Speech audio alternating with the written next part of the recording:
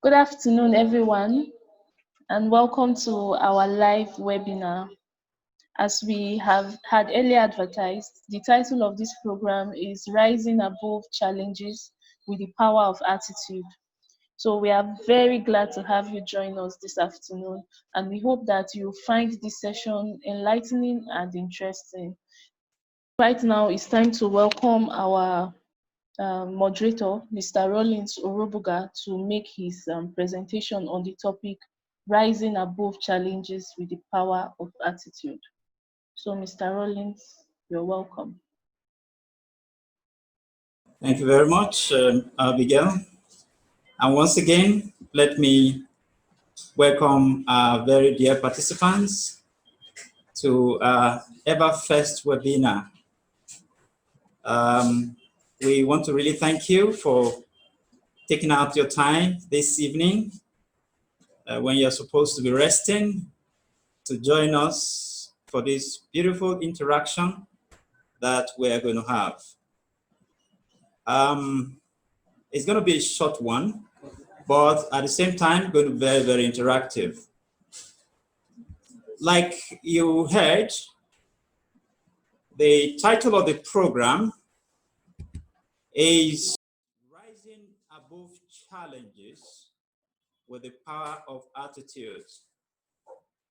Yes, my name is Rollins. You can see that on the screen. I'm the Managing Consultant, CEO of Linz Consult. We have a copyright program on what we call Attitude 360 Revolution that you can see on the screen. It's a copyright program we've developed over the years about attitude. So it's a core focus of our training programs. Now, in the course of this program, we're going to cover this table of content. We're going to look at the dynamics of attitude. We are going to look at the difference between attitude and behavior, because from my experience, a lot of persons cannot really determine the difference. And if we cannot see the difference between behavior and attitude, it will affect how we benefit from them. Of course, we're going to look at how we can grow the power of words. We're going to look at the power of choice and the benefits of challenges that we face. And one critical factor that can boost our positive attitude. So it's very, very rich program. So what is attitude really? What is attitude? A lot of persons see attitude as behavior. But we have used the definition of the advanced learners that define attitude as how you feel and how you think towards someone or something. So in that definition, there are two key words: feeling and thinking. And the entire program is built on these two pillars: how we feel and how we think. Very, very important. So, attitude may be negative, may be positive. So, when the feelings and the thinking harmonize, just you can see on the screen, when the two work together, you are definitely going to have a positive attitude. You can see the red color.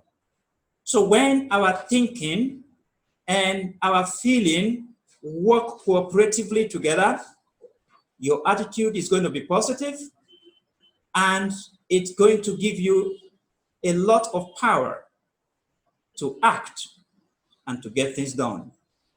So in the course of the program, we're going to dwell more in details into how these two components, our thoughts and our feeling, how they work together to positively drive us to the level that we expect, or on the other hand, how those things can also destroy us as individuals, both in the family, in the workplace, and in our lives generally. Now, if you see under, we also say that when the feelings and in thinkings are negative, definitely both of them will give a negative attitude. And that could be destructive. Nobody will ever want to destroy himself or herself. So negative attitude is something that could be very destructive, and is something that, if you like, permit me to use the word, run away from. Yes, it's not something to really cut at all. So negative attitude is something we need to identify because it could be destructive. It's something that can destroy one's future. And that is why they say it's attitude that determines your height, not your aptitude. Your aptitude can take you to a level, and after which it leaves you hanging. Without aptitude can take you nowhere. And so as you develop aptitude, as you develop skills, it is important that we also develop attitude in order to get to the level that we desire in our individual lives. Now, when you look at the picture of the young man with his hand on his face, I'm sure you can figure out what is happening to the person. He's likely thinking about something. And so, without knowing, his hand is on his head. If somebody asks him now and says, "What are you doing?" he might just be shocked and say, "Oh, I'm sorry." Definitely because he's thinking about something. So, you discover that when you are thinking about something, it influences your action. It determines the action. So sometimes it's not the action that comes first. It is the thinking or the feeling. So when somebody is not feeling fine, when somebody is not feeling well, when somebody is not feeling happy, the next thing is what you see in the action. So the thinking and the feeling is very critical. Now, most writers and researchers before now have focused mainly on behavior. That is what they see. So researchers will write books on behavior, and everybody will be talking about behavior.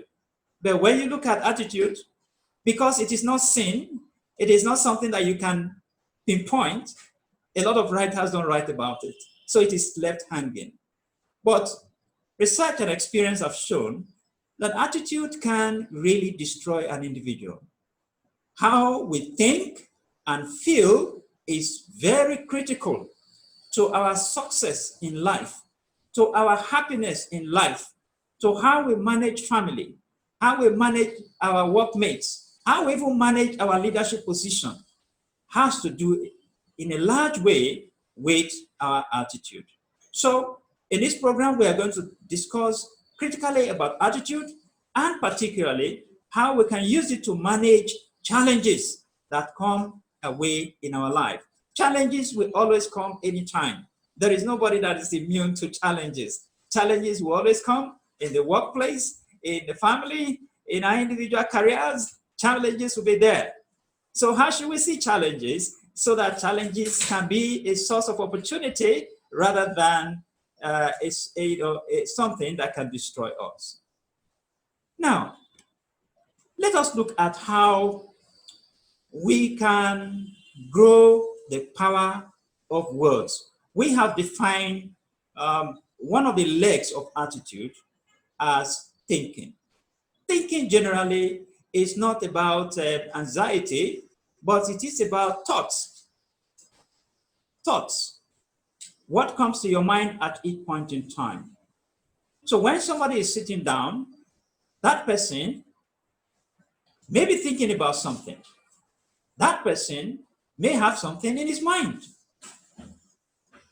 There is no time that an individual is not having something in his mind. Definitely, there is no time. Every time, there must be something in our minds. Now, when you check this picture, this illustration here, you see the ear. The ear is one of the windows to our bodies. The eye is also another window to our body. Our mouth is one of the windows. Our nose is another window. But particularly in this program, we are going to focus more on the ear. The things that come into our ear, the words that come into our ears. These words can come by way of thoughts. They can come by way of speeches. So it is not only words that are spoken out that can make the difference. Even words that we think about in our minds can make a whole lot of difference. Now, when these words go into our ears, somebody may think that they are just going to the ears and stopping there. They are not stopping there. Those words that go into the ear are actually generating a wave. Those waves are like the wave we see in the sea. They start a wave. The words, whether negative or positive, start a word, and that word will begin to generate and move and move and move and move until it's able to empower our action. Now, when you look at this side, you will see what is going on inside of us. Our bodies are made up of fibers. These fibers are electrical in nature. And so when a vibration, when a wave is started, it continues until an action is manifested. So somebody that you see laughing at one moment gets angry at another moment. And that same person that gets angry at another moment may carry out actions that are beyond his understanding. At the end of the day, he says it's devil work. I didn't know. So several persons have entered into problems, enter into difficulties that they cannot manage just because of the beginning, not understanding the kind of words that they admit into their body, words that they process, and words that they give action. These words are not going to stop there. They are definitely going to manifest into an action because it's just like electric current. Unless a current is stopped, it must manifest by way of light. It must manifest by way of moving the fan. The current will manifest in every way that you direct it. And that is what the words that we also take into our hearts also manifest. So the power of words in our life cannot be overemphasized. And that is why it is important that we, as we're going to see later, there's need to choose the words that we put into our heart and mind. The words that we want to manifest action that we desire. If there are words that we know will not manifest the action that we desire, we must do something about those words. We must do something about words that will destroy us. We must do something about words that we know will not manifest positively in our lives or in the life of another person. So, words have power, and we have just demonstrated to you such power that leads to action. And it needs to be able to identify words that are harmful, words that can heal, the words that can empower our mind. Very important. So that's what we show here. Your words can heal, your words can harm, your words have power. So what kind of words will you be using for yourself or for your children that will manifest the kind of power that you want to see in their lives? Let us look at the other concept, the power of choice. Now we have said that words will always manifest themselves in different ways. There is something that we cannot do. You cannot stop words that come to you. You cannot stop somebody from saying whatever he wants to say. But you can choose the words you want to take in. At the same time, words that manifest in your heart, you can decide to select them. You can decide to choose them. You can decide to switch them. That power is in the hand of everybody. But where the problem is that our inability to identify that words have power and our inability to select and switch the kind of words that we want to empower our hearts. Now, the next diagram, there's what we call stimuli. That stimuli is an action. Sorry, it's not an action. Stimuli it could be a word, it could be a touch, It could be something that inspires. It's like electric shock. Anything that conveys waves, conveys a feeling is a stimulus. Now, such stimulus, like we mentioned, do not just stop on their own. Once there is a stimulation, once our mind is stimulated, positively or negatively, it will eventually manifest into some kind of action, great or small. So, each of us have the power to choose the kind of words that we allow to be processed. Underline that word process because we're going to come across it as we move on. So each of us have the power to choose what we want to process in our heart. Each of us have the power to switch, what we call switching power. The power to switch from one negative thought to another positive thought. That is a power that we all have. But how we use it is another issue altogether. How some persons may decide to use it may differ from one person to another. But now we are being told that there is power that we have, and that power we can choose the words that can empower us, we can choose the words that can harm us, we can choose the word that can heal us. So it's a choice that every individual must manifest. So take note of these two powers that we have, the power of choice, the power of switching. So you may not be able to wait till when an action comes. For example, somebody is getting angry and he knows that anger is coming. Instead of switching it, he allows the anger to manifest. And now there is an action. It will be very difficult for you to switch the action. Sometimes a harm has been committed. Sometimes an evil has been committed because the switching was not done at the point of stimulus. So this diagram simply shows that at the point of stimulus, we all have the power to choose or the power to switch. When that is not done, such stimulations will lead to some actions that we may not be able to control. So we all have the power to choose or the power of choice. We all have the power to also switch our situation, what we think in our mind. So in this diagram, I'm simply saying that what you do, what do you want to see happen in your life? That question will help you to determine what to choose, whether to switch or whether not to switch. At each point in time, our mind is processing whatever words that we allow to come into it. At each point in time, I repeat that, our mind is processing. It's just like your computer processor.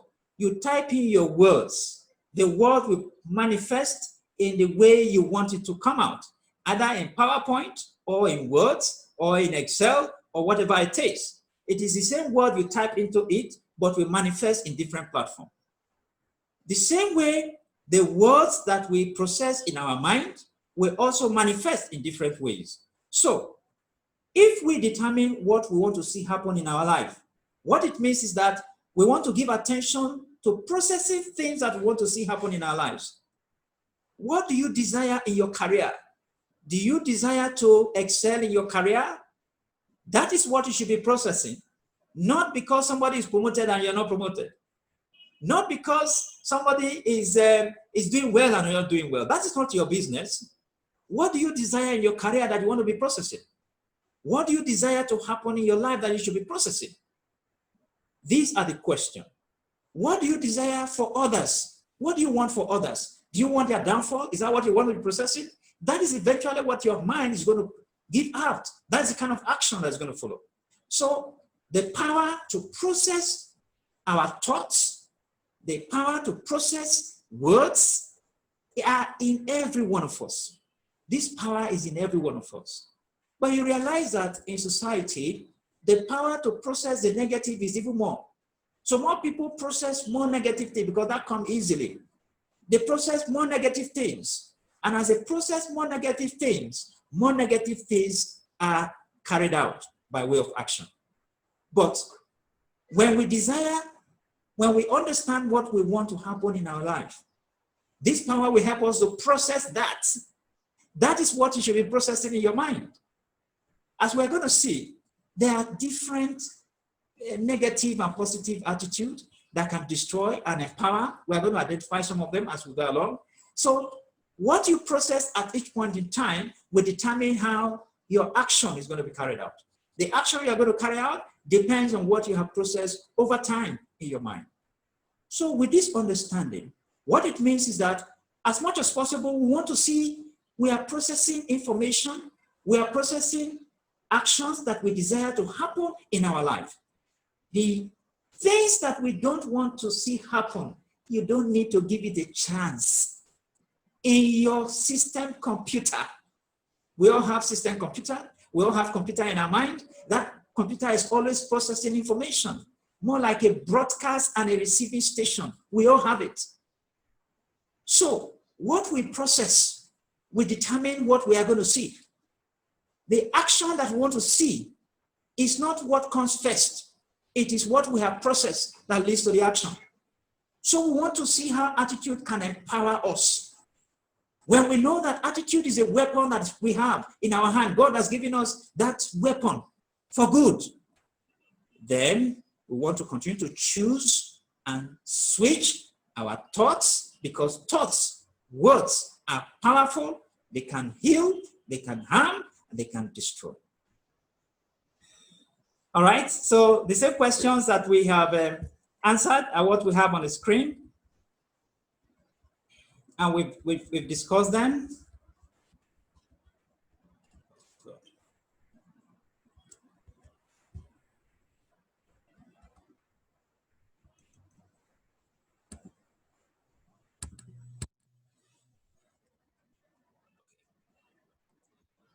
Right?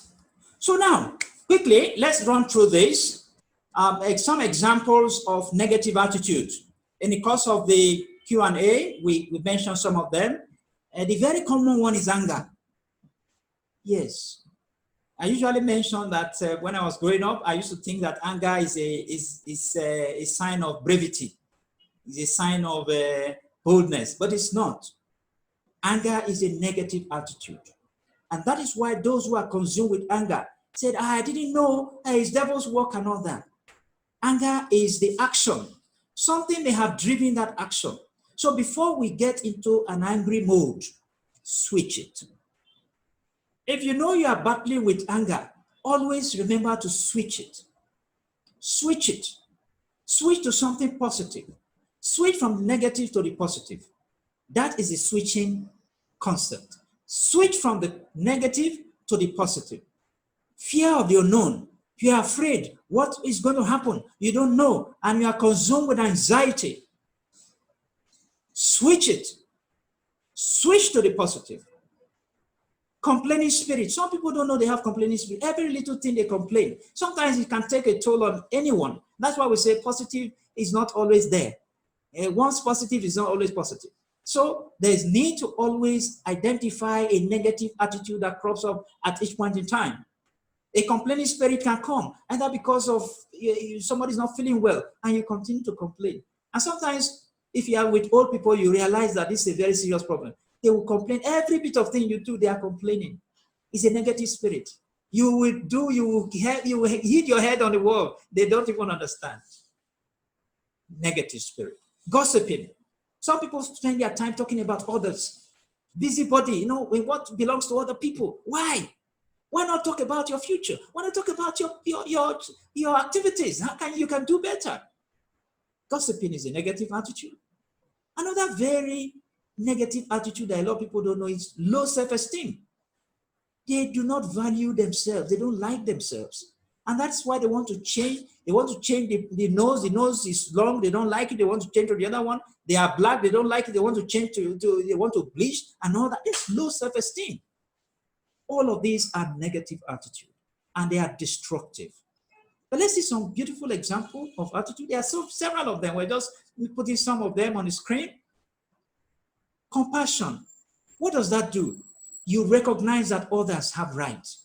This is a problem that society has. Some people feel that they are the owner of the world.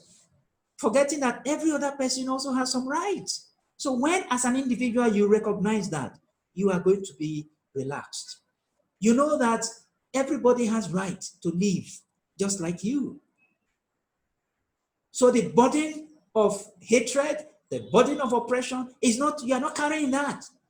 Rather, you are happy to be with people.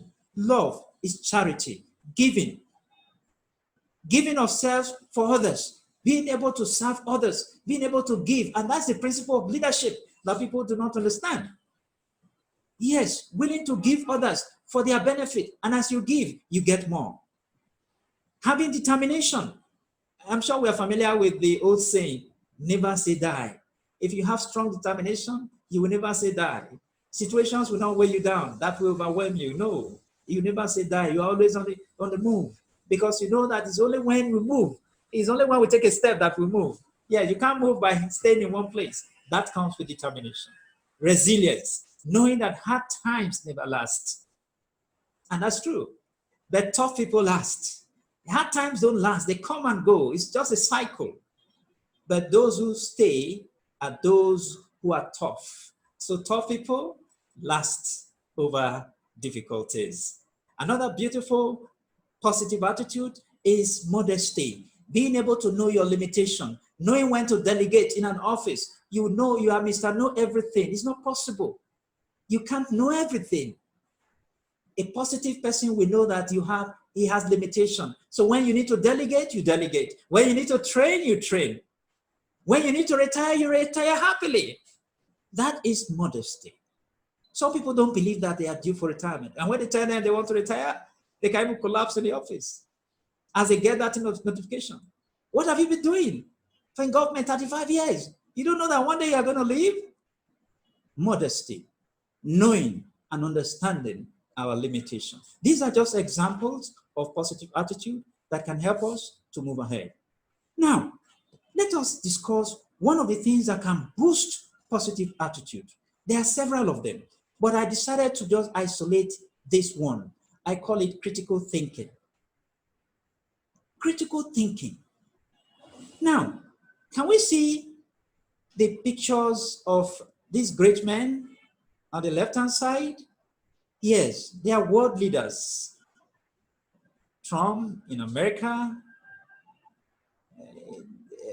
Baba in the middle, the most populous country in Africa, and of course, the UK Prime Minister. We will be looking at them and identifying some things out of them.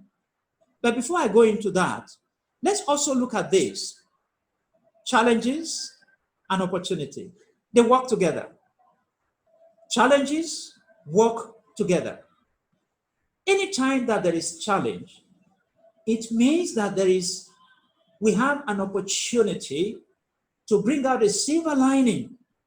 Because as it is said, behind every cloud, there is a silver lining.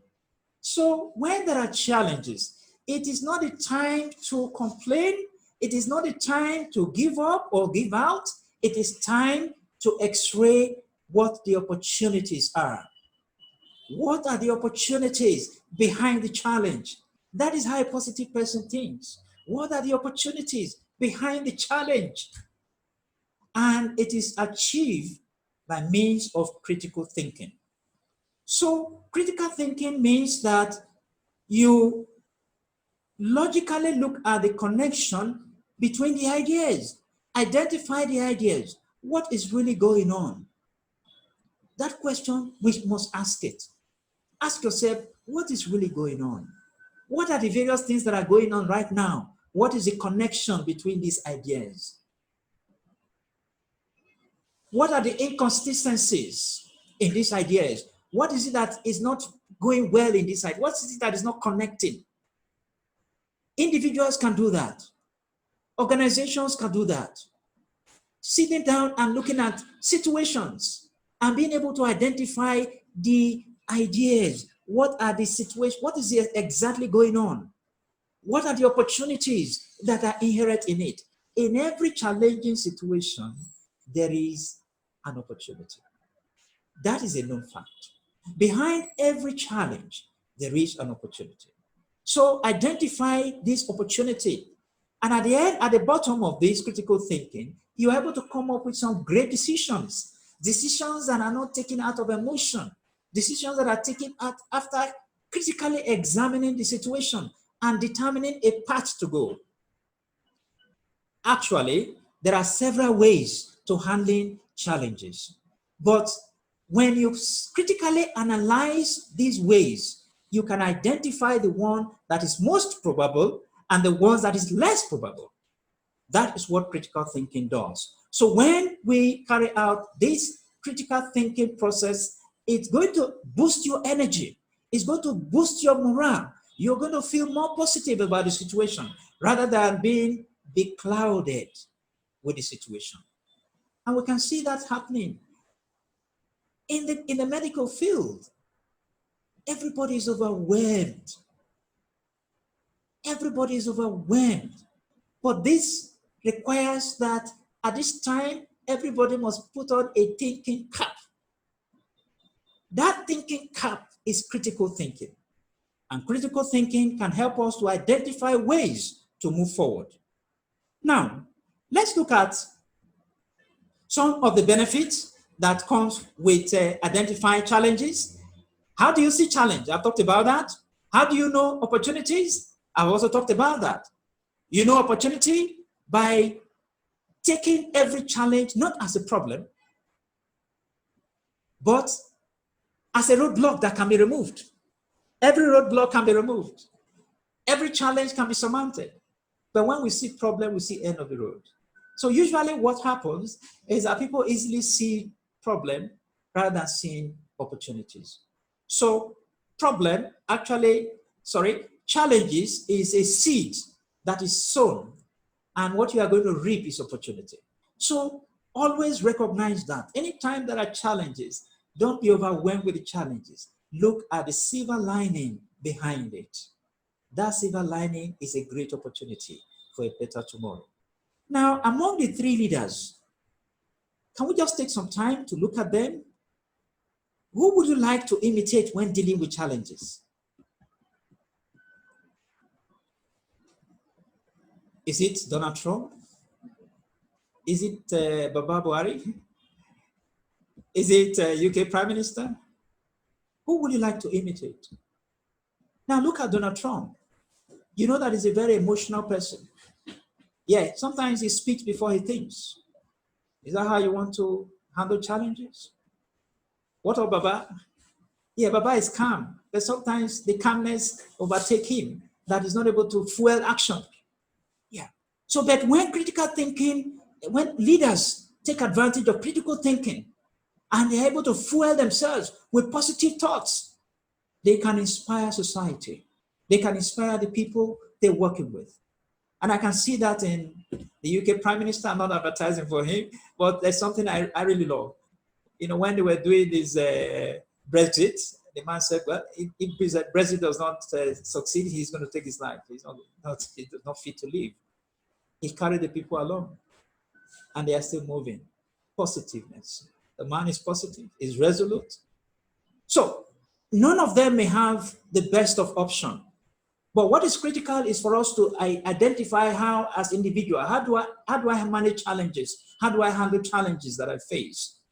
Do I easily succumb? Do I give in?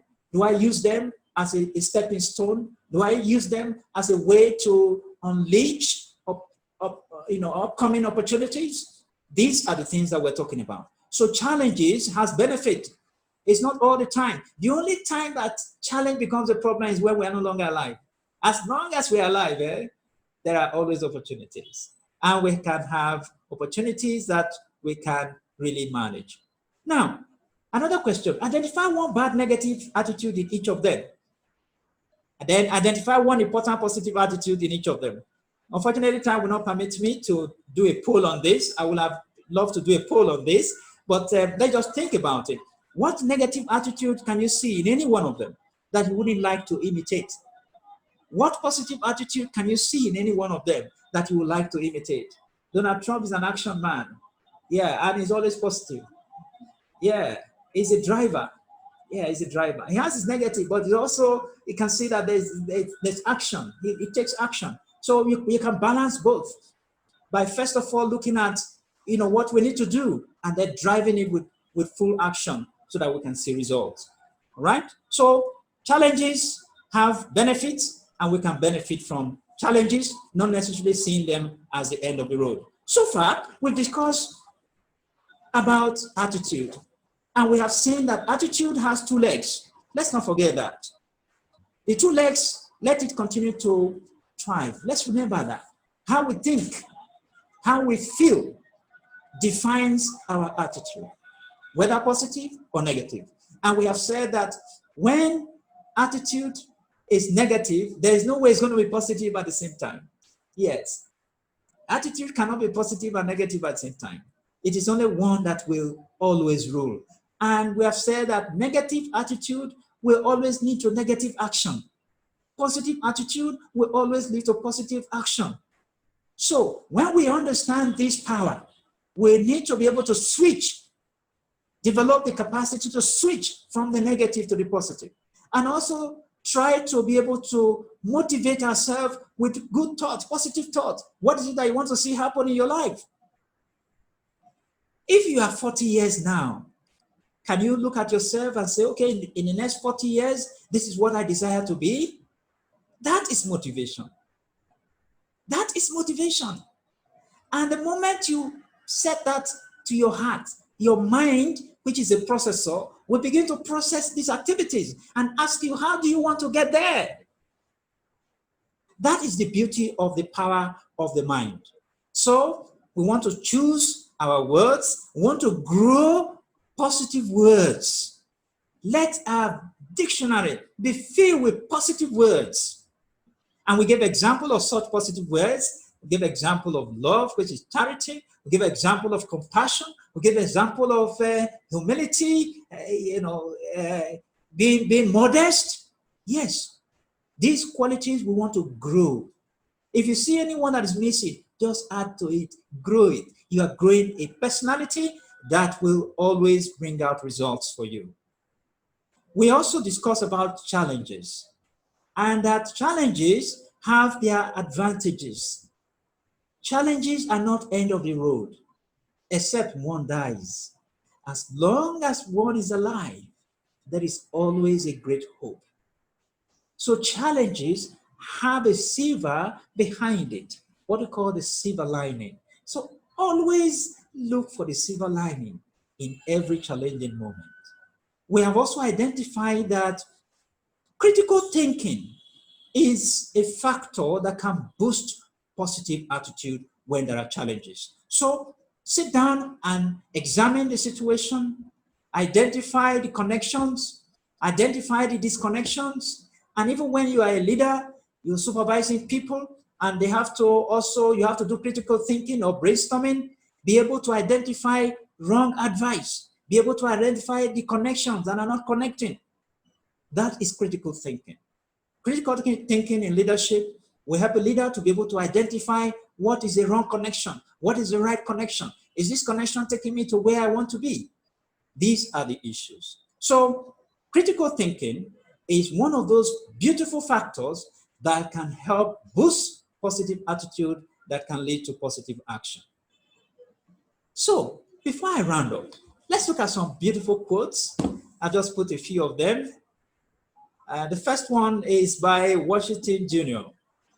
It said, little minds are tamed by misfortune, but great minds rise above them. So we cannot stop challenges, but we can rise above them. We can get out the silver out of a challenging situation. But for us to be able to do that, you must have positive attitude. Negative cannot cure negative. It's positive that will cure negative. Yes. Another quote by Mario Fernandez, rise above the storm and you will find the sunshine. I don't know if you agree with that. Yes, when we rise above the storm, we'll find the sunshine. Sometimes when you're in the airplane, you will rise above the cloud. And when you rise above the cloud, you see sunshine over there. Meanwhile, it's raining below. So when we rise above the storm, there could be a sunshine, and that is the silver lining. Another quote by Roger Carford: being challenged in life is inevitable. Being defeated is optional. That is the point. So you have the power to choose how you respond to the situation. That is what matters.